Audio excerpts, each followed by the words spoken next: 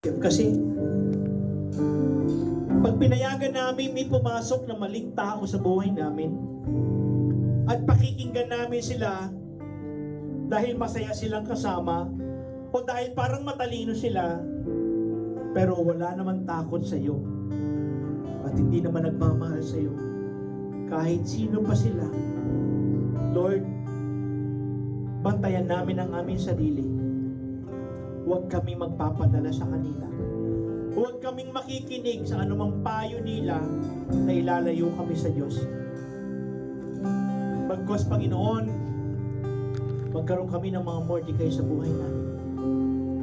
Lord, tulungan mo kami na katulad ni Esther, walang ginawa kundi makinig sa kanyang Mordecai, sa kanyang mentor, sa kanyang coach, sa kanyang life group leader, sa kanyang pastor.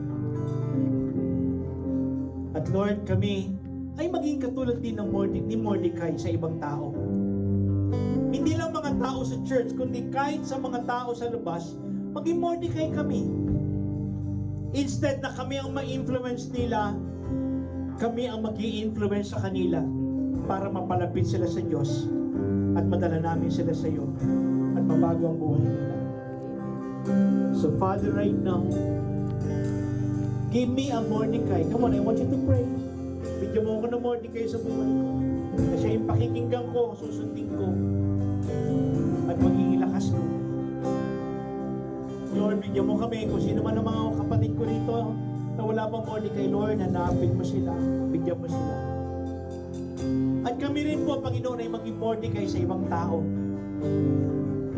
Lalo na sa mga tao na nangangailangan ng gabay at tulong.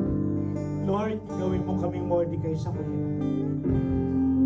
Lord, guard our relationship to you, our relationship to our church, our relationship to one another. Bantayan mo kami. Father, we thank you and we bless you, Lord God. In Jesus' mighty name. Amen. Amen. Palakpakan.